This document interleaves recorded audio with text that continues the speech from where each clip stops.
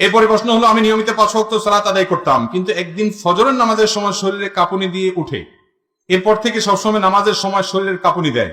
এই কারণে আমি নামাজ ও অন্যান্য ইবাদত করতে পারি না। এই বিষয়ে আমি অনেক চিকিৎসক দেখিয়েছি, কিন্তু অবস্থার কোনো পরিবর্তন হয় না। আমার করণীয় কি? এটা বেশিরভাগ সম্ভাবনা হলো ব্ল্যাক ম্যাজিক বা দুষ্টু জিনের ভয়ঙ্কর কোনো উপদ্রবের কারণে হতে পারে। এরকম হয়েছে কিনা সেজন্য কোরআন এবং হাদিসের আলোকে যারা ঝাড়ফুঁক করেন সে সমস্ত রাকিদের শরণাপন্ন হতে হবে। রাকিদের ঝাড়ফুঁকের মাধ্যমে এই ধরনের রোগী খুব দ্রুত শনাক্ত হয়ে যায়। আমি এরকম এক রোগী দেখেছি যে তিনি আজান শুরু হয়ে গেলে পাগলের মতো ছোটাছুটি করতে থাকে এবং তার শরীরটা লোহার মতো শক্ত হয়ে যায়, টাইট হয়ে যায়, টিপ দিলেও আঙ্গুল ঢুকে না। আমার বাসায় আসছে একবার, ভয়ঙ্কর অবস্থা। উনি প্রবাসে ছিলেন, মিডিল ইস্টে, সেখান থেকে আসছে। তো আমি এক রাকির সাথে যোগাযোগ করে দিছি, কারণ আমি নিজে রুকিয়া করি না, জানি না। এই সঙ্গে যারা এক্সপার্ট আছে 2-4 জনকে চিনি, তাদের ঠিকানা দিয়ে দিছি তাদের সাথে যোগাযোগ করার জন্য। এরকম দুষ্টজিন বা ব্ল্যাক ম্যাজিকের কারণে, দুষ্টজিন উপদ্রবের কারণে এরকম অস্বাভাবিক ধরনের সমস্যা অনেক সময় তৈরি হয়। এগুলো থেকে আমরা যেন সবসময় নিজেরা নিরাপদ থাকতে পারি, সেজন্য আমাদের কয়েকটা কাজ করতে হবে। নাম্বার 1, সকাল সন্ধ্যার আমলগুলো নিয়মিত করবেন। আয়াতুল কুরসি, 3 কুল, বিসমিল্লাহিল ইয়াদুরু মা আসমিহি, এগুলো নিয়মিত পড়বেন সবসময়। বাসার সবাইকে শিখাবেন পড়ার জন্য। নাম্বার 2, বাসা বাড়িতে ঢুকার সময় বিসমিল্লাহ বলে ঢুকবেন, খাওয়ার সময় বিসমিল্লাহ বলে খাবেন, ওয়াশরুমে যাওয়ার সময় বিসমিল্লাহ যাবেন। ওয়াশরুমে শয়তান থাকে, দুষ্টজিনের ঠিকানা হলো ওয়াশরুম, নোংরা জায়গা, নাপাক জায়গা। এখানে ঢুকার সময় বিসমিল্লাহ বলে ঢুকবেন, বেরোয়ার সময় দোয়া পড়বেন এবং ওয়াশরুমের দরজা বন্ধ করে রাখবেন। বাসা যেই ঢুকবে বিসমিল্লাহ ছাড়া কেউ ঢুকবে না। বিসমিল্লাহ ছাড়া ঢুকলে হাদিসে আসছে শয়তান সাথে ঢুকে, বিসমিল্লাহ বললে আর শয়তান ঢুকতে পারে না।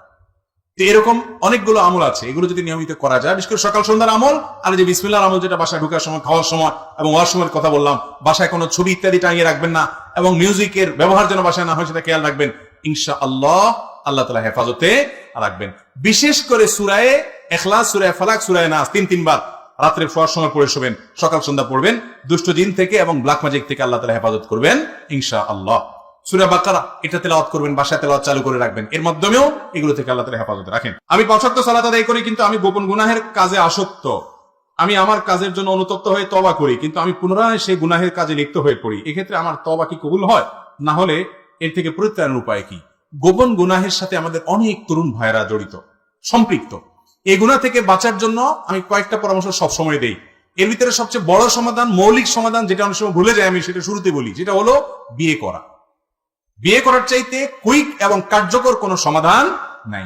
অভিভাবক যারা আছেন, সন্তানদের উপযুক্ত হওয়ার পর খুব দ্রুততার সাথে তাদেরকে কাজে লাগান, খুব দ্রুততার সাথে বিয়ে দেওয়ার ব্যবস্থা করেন এবং হেল্প করেন, সহযোগিতা করেন।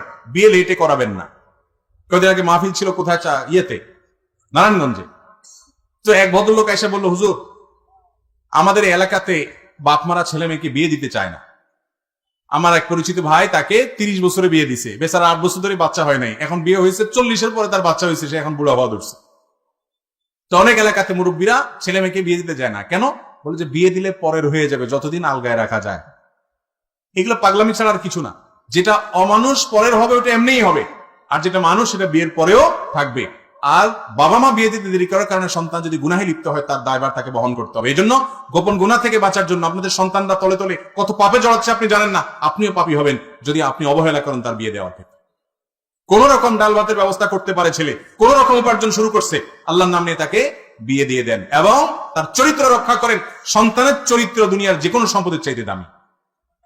অনেক বাপমার কাছে চরিত্রের দাম নাই, শুধু পয়সার দামটা আছে তাদের কাছে, আছে না নাই? এইসব বাপমা কপাল পড়া। বিধায় যুবকরা এই গোপন গুনাহ থেকে বাঁচার জন্য বিয়ে শাদী দ্রুত করতে হবে। আর দ্বিতীয়ত যে কাজ করতে হবে তা হলো যথাসম্ভব স্মার্টফোন ত্যাগ করতে হবে।